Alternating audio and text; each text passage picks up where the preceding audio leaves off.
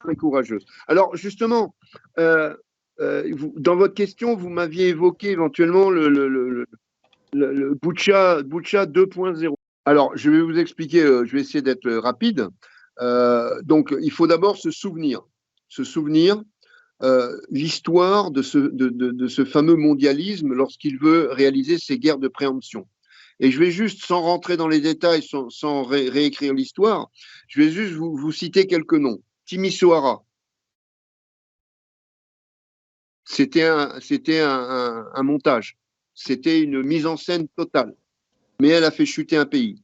Vous avez les bébés irakiens qu'on jette par terre. Oui. Voilà. Donc ensuite, ou juste avant, vous aviez le massacre de Ratchak qui a déclenché la guerre en Yougoslavie. Yves Bataille nous a parlé régulièrement dans nos émissions du samedi. On sait très bien aujourd'hui que Timisoara, les bébés éprouvettes, on pourrait rajouter les armes de destruction massive de Saddam Hussein, etc. Donc ce fameux massacre de Ratchak, on sait très bien que tout ce qui a été dit autour de ces massacres, c'est du vent, c'est du mensonge, c'est du média mensonge, comme dirait Michel Collomb. Pourquoi ? Parce qu'il faut, d'une part, créer un casus belli, parfois pour déclencher une hostilité. Ensuite, il faut acquérir l'opinion dite internationale, qui ne représente que 17% de la population mondiale, mais qu'on autoproclame internationale. Donc, il faut acquérir l'opinion internationale. Et dans notre société du spectacle, pour acquérir l'opinion internationale, eh bien, on utilise le levier de l'émotion. Donc, on fait un focus des images les plus sanguinolentes, les plus épouvantables, pour que l'opinion, finalement, après, accepte n'importe quoi, y compris des destructions massives de pays. Et aussi, troisième intérêt à ce genre de false flag ou de scénario complètement bidon, c'est de faire échouer les négociations et la paix. Souvenez-vous, quand en Syrie, il commençait à en parler de négociations, de sortie de crise, etc., qu'est-ce qu'on a eu ? Le massacre de la Ghouta. Et revenons au théâtre ukrainien. Le 14 ou le 15 février 2014, des ministres des Affaires étrangères, je crois allemands, français, britanniques, etc., avec l'américain et l'ukrainien et le russe, se rencontrent non, le russe n'y était pas, se rencontrent à Kiev et décident, entre les responsables de l'opposition et le gouvernement Yanukovych, de créer un gouvernement de coalition et de déclencher des élections présidentielles anticipées. Donc ça veut dire que le Maïdan, c'est terminé. On se serre la main, on s'assoit à une table. Ça, c'était le 14 février 2014. Qu'est-ce qu'il y a eu le 18 février ? Les tireurs du Maïdan, dont la plupart étaient installés au dernier étage de l'hôtel ukrainien, occupé par les émeutiers. Les tireurs du Maïdan vont en 2 jours tuer plus de 80 personnes. Du coup, les accords de paix, qu'est-ce qu'on en fait ? On les déchire, on les met à la poubelle et on continue jusqu'à sa finalité, le coup d'État. Le coup d'État qui met au pouvoir des troublions bandéristes, ultranationalistes, qui aux dernières élections ukrainiennes n'avaient pas obtenu 5% des voix. Donc pour ces gens-là, le seul moyen d'aller au pouvoir, d'accéder au pouvoir, c'était un coup d'État. Donc, ils ont fait avorter ces négociations par un false flag pour arriver à leur terme, coup d'État, prise de pouvoir. Après, plus près de nous, lorsque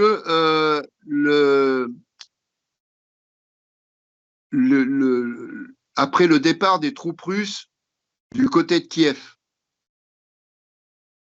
il commence à y avoir une possibilité de négociation. Donc, il y a une réunion qui est faite sous l'égide du président turc, Erdogan, et cette réunion a lieu à Istanbul. Il y a une délégation ukrainienne, une délégation russe avec les plénipotentiaires turcs. Et en fait, il y aura une déclaration qui s'appelle d'ailleurs la déclaration d'Istanbul. Là, nous sommes fin mars. La déclaration d'Istanbul dit, bon, ben, nous allons mettre en place un processus de rencontres, de réunions diplomatiques en vue de négociations et de sortie du conflit russo-ukrainien. Les diplomates rentrent dans leur pays et qu'est-ce qu'on a le lendemain ? 1er 2 avril, les massacres de Boutcha.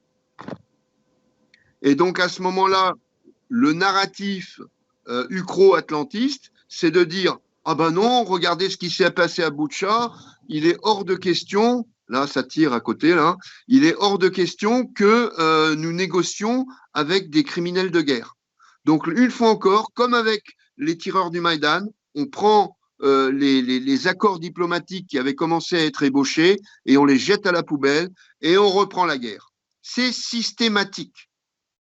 Et ce que je vois là, c'est que l'armée ukrainienne ayant mené cette percée, le système mondialiste peut craindre que finalement Zelensky dise « Ok, maintenant j'ai montré que je pouvais marquer des points, on va s'asseoir, on va négocier ». Donc que font les ultranationalistes, peut-être même certains mercenaires occidentaux qui sont sur le terrain? Eh bien, ils vont recréer des Boutcha, de façon à faire avorter toute possibilité de négociation diplomatique. Et à l'heure où je vous parle, ça a déjà commencé, c'était l'objet de mon article de ce matin, ils ont soi-disant découvert dans un village quatre personnes civiles torturées et tuées. Donc avant même que l'enquête commence, on montre du doigt l'armée russe. Systématiquement comme ça. Normalement, bon, on découvre des morts, on déclenche une enquête, et après les conclusions de l'enquête, on peut éventuellement montrer du doigt un coupable. D'accord? Donc je ne fais pas de complotisme. Ouais. Je fais que du fact. Voilà. Donc là, on a la preuve que le système mondialiste est prêt à n'importe quelle saloperie parce que c'est un système amoral. Il n'est pas immoral, il est amoral. Voilà. Donc, ce qu'on voit à Boutcha peut de nouveau se répéter, et a priori, ça a déjà commencé au moment où je vous parle, dans les régions de Kharkov qui ont été officiellement reconquises par Kiev. Donc là, j'ai très peur pour les populations. J'ai très peur pour les populations parce qu'on voit une répression, c'est en fait de l'épuration ethnique. Et là, c'est exactement comme ce qui s'est passé pour les populations serbes du Kosovo. Là, on est en train de voir alors ils appellent ça des camps de filtration. Ils appellent ça la filtration de la population. En fait, c'est juste des camps de concentration version 21e siècle.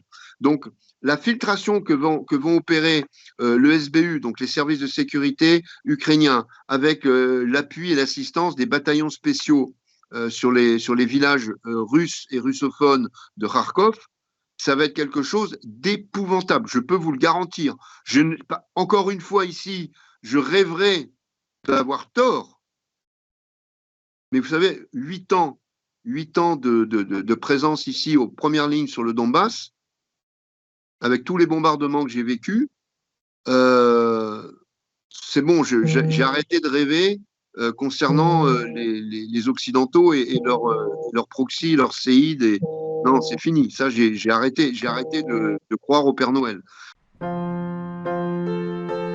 Pour tout commentaire, nous vous invitons à nous écrire studio@radioinfocité.com.